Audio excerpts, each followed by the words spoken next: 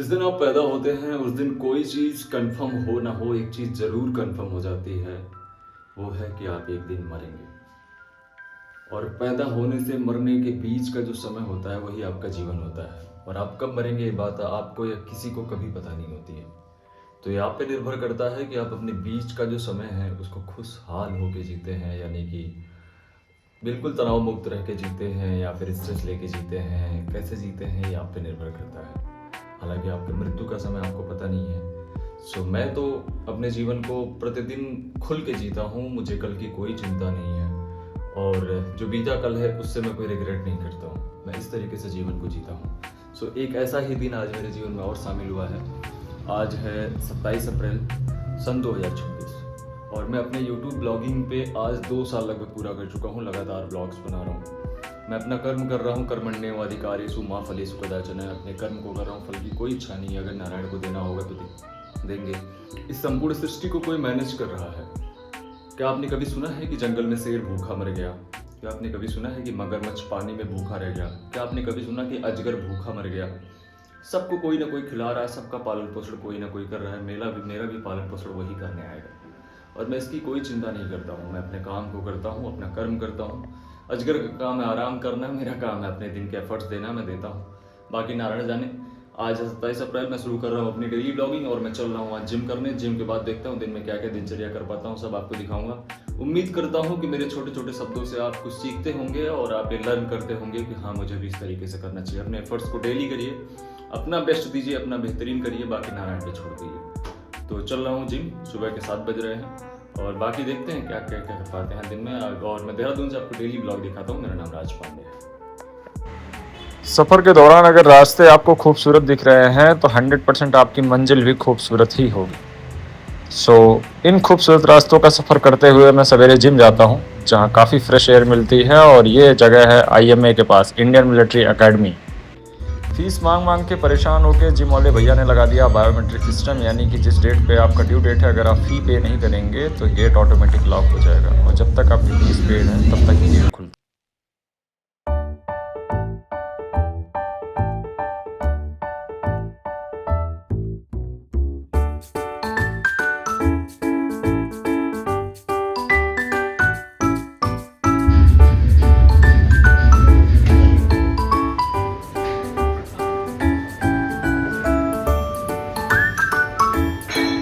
से निकलने के बाद आ गया हूँ बुद्धा टेम्पल। देखिए काफ़ी लामा लोग बैठे हुए हैं और ये बुद्धा टेम्पल के पास ये क्लिनिक है, ये काफ़ी अच्छा है।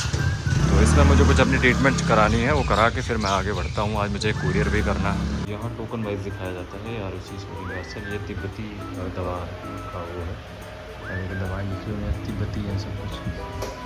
ये बौद्ध धर्म के लोग यहाँ आते हैं दिखाने के लिए, लामा लोग आएंगे सामने।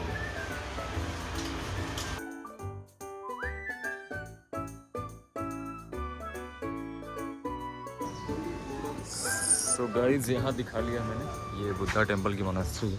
आयुषी सोरिंग गास्सल क्लिनिक करके एक जगह है और ये काफ़ी अच्छे डॉक्टर माने जाते हैं। लोग नाड़ी रोग विशेषज्ञ आपकी नाड़ी पकड़ेंगे और सब जान जाएंगे। यहाँ बुद्धा टेम्पल के पास ही, यहाँ दिखा के मैं निकल रहा हूँ कुरियर करके फिर देखता हूँ कमरे पे जाऊँगा, कुछ खाऊँगा, जिम किया तो कुछ खाएँगे। ये वो इलाका है जहाँ मैं देहरादून में जब आया था तो फर्स्ट टाइम सबसे पहली बार मैं यहीं रहता था। चंद्रबनी का इलाका है, चंद्रबनी बोलते हैं। इस बेटे से काफ़ी नज़दीक में पड़ता है। तो यहाँ मेरा एक पुराना दोस्त बना, अभी आज मैं उससे मिलने जा रहा हूँ और वो भी कुछ बड़ा ही प्लान कर रहा है, बिग ड्रीमर है। आज अभी से मिलूँगा काफ़ी लॉन्ग टाइम बाद, देखते हैं कि मीटिंग कैसी होती है। गाइज़ यहाँ काफ़ी अंधेरा है लेकिन मैं अपने भाई से मिलने आ चुका हूँ। आई कांट सो हिम क्योंकि ये अंधेरे में लेटा हुआ है और वैसे भी थोड़ा सा काला भी है मेरी तरह। तो यहाँ स्टूडियो में, ये म्यूज़िक स्टूडियो है, मैं लाइट ऑन करके आपको बाद में दिखा दूँगा जाने के टाइम पे। हम स्टूडियो में ही बैठे हैं, थोड़ी देर बातचीत हो रही है, इसके बाद निकलेंगे, खाना खाएंगे और जाऊँगा रूम पे। आप देख सकते हैं स्टूडियो की वाइब। गाइज़ मैंने किया कुरियर और उसके बाद मुझे कॉल आई JBIT से पेमेंट की रिगार्डिंग। तो आज आ गया हूँ JBIT में पेमेंट लेने। जो इवेंट हुआ था उसमें कुछ पार्टिसिपेशन था हम लोगों का, तो आया हूँ मैं पेमेंट लेने। गाइज JBIT से चेक मिल चुका है। अब मुझे जाना होगा सहरा इमीडिएट तौर पे इस चेक को लगाने के लिए। मैं ऑन द वे हो रहा हूँ और चेक रखूँगा पॉकेट में और निकलूँगा। रैपिडो ऑन किया, राइड एक भी नहीं मिली सुबह से, 28 रुपये खाली कमाया।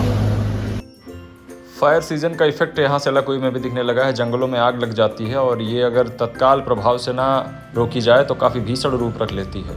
तो जंगलों में पत्थर के टकराव से लगने वाली आग का कार्यक्रम शुरू हो चुका है और एक खूबसूरत रास्तों का सफ़र करते हुए मैं बढ़ रहा हूँ आगे अपने। सो गाइस बज चुके हैं दोपहर के 3:30 और मैं आया था हर्षित से मिलने, चेक देने, और अब यहाँ से निकल रहा हूँ घर पे। अभी कुछ खाया नहीं, जिम से ही निकला हूँ, सुबह से 8 बजे से भाग ही रहा हूँ। ये है लाइफ का स्ट्रगल, और अगर इसमें जॉब कर लूँगा तो 100% स्किप हो जाएगा यूट्यूब। सो अब उठा रहे हेलमेट, चल रहे हैं घर और कुछ डाइट वगैरह लेंगे। सो गाइस ये है मर्दों की ज़िंदगी और मर्दों के हिस्से में आने वाला संघर्ष ऐसा होता है। हाथ फंसा हुआ है, सुबह 8 बजे का निकला हूँ, वर्कआउट करने के बाद नाश्ता किया है और अब पहुँच रहा हूँ घर पे। समय मैं आपको दिखाता हूँ कितना बज रहा है। हमारे हिस्से में बस इतना ही संघर्ष आता है। सुबह 6 बजे से नींद खुली है, शैम्पू लेके, और पैसे जो खर्च हुए हैं आज हुए हैं 1501 हुए हैं, जो कि मैंने आदिवासी और हेयर ऑयल के किए थे, और 200 रुपये रिसिप्ट के हुए हैं उसको कुरियर करने के, और उसके अलावा 300 रुपये का बाइक में फ्यूल पड़ा है, 570 की खुद की दवा आई है। दवा मैंने सोरिंग गात्सल से ले लिया है। और टाइम सबसे पहले आपको दिखाता हूँ कि सुबह से बिना खाए पिए कैसे समय चल रहा है। 4:04। कितना है आज? 27 अप्रैल। ये ज़िंदगी है हमारी, और दवा यहाँ रखी है मैंने। अब मैं नहाऊंगा, अब मैं कुछ बनाऊंगा तो खाऊंगा। 570 की ये दवा। तो ये रहा मर्दों के हिस्से में आने वाला संघर्ष। अभी 4 बज चुका है, लेकिन तत्काल पहुँचते ही पहले बर्तन धोना है, फिर चना सूखा सा सूख गया है, रखे खा नहीं पाया। पीनट बटर खाऊंगा, लगी बहुत तेज़ भूख, और बाहर इतनी तेज़ धूप हो रही है, हालत पूरी ख़राब है। संघर्षों में थोड़ी सेवा का भी भाव होता है, तो मैं अपने गाय के लिए चारा फ्री में कट कर देता हूं, जो कि मकान मालिकिन की गाय। शाम के बज चुके हैं 4 और सफ़र शुरू हो चुका है रैपिडो का।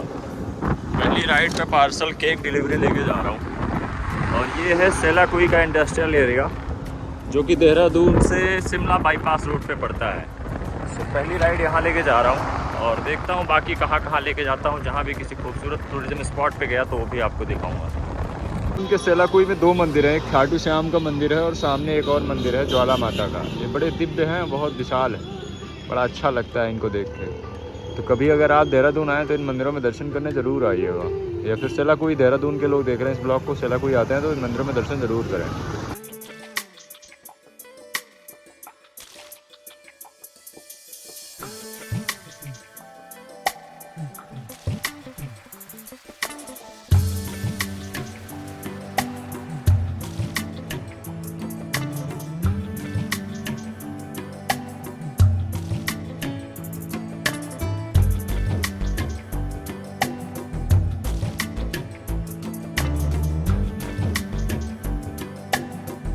ये यूपीएस के क्षेत्र में लगातार क्रम से आपको बॉयज़ हॉस्टल दिखेंगे, हर जगह ये सब हॉस्टल्स ही हैं, सारे के सारे हॉस्टल। और इन हॉस्टल की कॉस्ट इतनी होती है कि जब तक 4 साल बच्चा कोर्स करेगा उतनी देर में उतने का मकान खरीद सकते हैं आप यहाँ पे। लेकिन फिर भी पता नहीं क्यों पेरेंट्स हॉस्टल में रखते हैं, 2-3 लाख रुपये महीना देते हैं, जबकि आप उस अमाउंट में मुझे लगता है एक मकान खरीद सकते हो। 8 लाख रुपये एक अरावली होम्स था, वहाँ उन्होंने मुझे बताया 8 लाख रुपये जो है एक ड्राइवर का और अपना मिला के पे करता है एक स्टूडेंट और पढ़ता है। नज़र एक और ख़ास चीज़ पे पड़ी, जिस जगह पे ज़मीन की इतनी वैल्यू, वहाँ के किसान अपनी ज़मीनों को बचा के आज भी खेती वगैरह कर रहे हैं, और गांव में लोग बेच देते हैं। आपको कि मैंने आपको बोला था कि मैं रास्तों की खूबसूरती को दिखाते चलूँगा, तो ये देख रहे हैं स्प्रिंग है, ये फूल लगे हुए हैं, और कुछ ऐसा खूबसूरत सा रास्ता है। और यहाँ से मैं दिन भर राइड करता हूँ, बड़ा आनंद आता है यहाँ घूमने में, टहलने में।